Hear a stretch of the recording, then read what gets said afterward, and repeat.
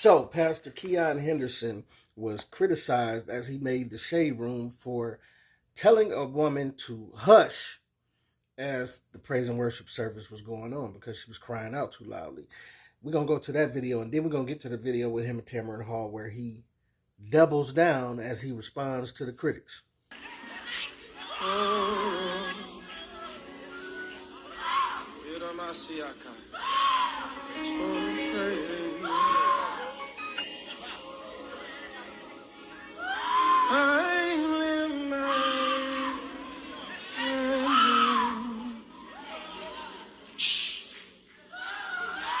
Hey, stop her. Hush, hush. Silence in the name of Jesus. I lift my hands into the only voice I want heard is his. So praise. I always tell people a snippet of video is not the total story. Yeah. So tell me what happened there. Well, you know, social media is into cuts, not context. Yeah. And every suggestion that I got from every naysayer, I've already done. This is a 4-year battle, right? Oh, this is ongoing. This is ongoing. So I've already talked to her personally. I'd already had ushers go up to her. I've already had prayer warriors. I've had everything. So she did it publicly after being asked not to. What is she? Is she crying? Is an emotional Well, you know, as a pastor, I know the difference between disturbance and worship. And what people have to understand is that every time you hear a noise in church, it isn't worship. And so there has to be order. For instance, it's okay to applaud in this room right now. But if somebody got up and just started clapping right now, I'm sure somebody would bring order to the room. Yeah. And so what I did is I brought order to the room so people could hear God and not her. And I'd do it again if I needed to. Wow. Oh, so this is an ongoing battle. 4 years and running, he has been asking this lady to stop hollering in the church like this. What is wrong with you? What's wrong is that we live in a world where people crave attention. You can see that throughout social media every day. And the thing is, church folk are no different. But that ain't for the rest of the world to be like, see, that's why I don't go to church. No, church folk need correcting too. Church folks are sinners too. We need correcting and forgiveness just as well as anybody else. And to be honest, too many people find too many reasons to leave the church because they're offended rather than find reason to abide by the rules of the church. Listen, when I first saw the clip, I too felt for the lady because I'm like, what if, you know, she was just having a moment and, you know, something going on in her life and she crying out. Like, it's kind of harsh just to cut into her like that.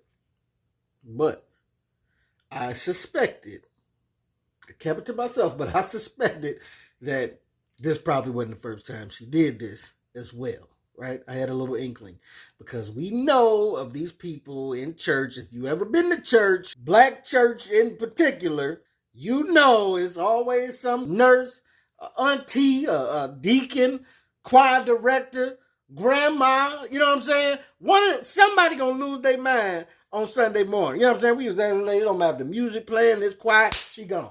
Right, running circles around the church every Sunday with this, like clockwork. Hollering, you know what I'm saying? Till that wig get to sliding to the left, then she come up out of, oh, let me find my sheet. Now you want to come back to consciousness now that your wig sliding off. Eyelash gone, you looking for that now, ain't you? You know what I'm saying? Yeah, some of y'all be cold chilling, cool. If ain't no music playing or nothing, and then y'all just start shouting, just knocking stuff over, knocking kids all like they see to that wig.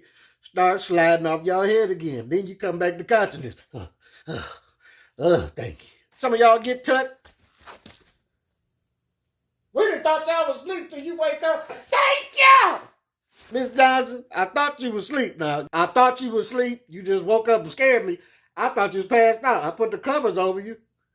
Now you jumping up hollering, thank you. Which one is it? Is you woke or you sleep? Thank you!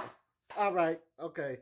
You're not going to keep frightening me like this in this church, okay? And to the pastor, just so you know, you're not going to make me pass out in this church if I don't want to, okay? You're going to make me slap your hand out there now, right now.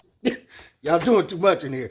And this is a classic example of doing too much in church. And To all my sisters out there, we love y'all. I love y'all, but I'm sorry. The Black Woman Brigade cannot come and save this lady from doing what she... No, there needs to be order. Just like he explained on the Tamron Hall Show, if someone was to jump up and start clapping or shouting out this, that, and the other or whatever, someone would bring order to the room. This is what he was doing. And it shouldn't take nobody 4 years to tell you this. Ladies, like, stop doing the over the top, you know. And then we know we got the other...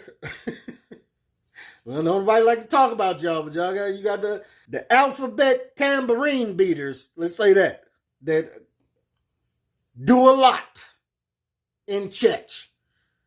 The over-exorbitant antics doing the most. Then you got Deacon Hype Man, who always wanted to preach.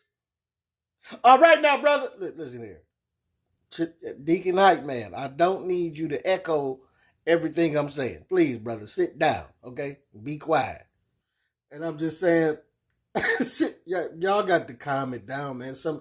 You got to bring it back to what it's supposed to be, and it's supposed to be about God instead of being about all these antics and all of the entertainment.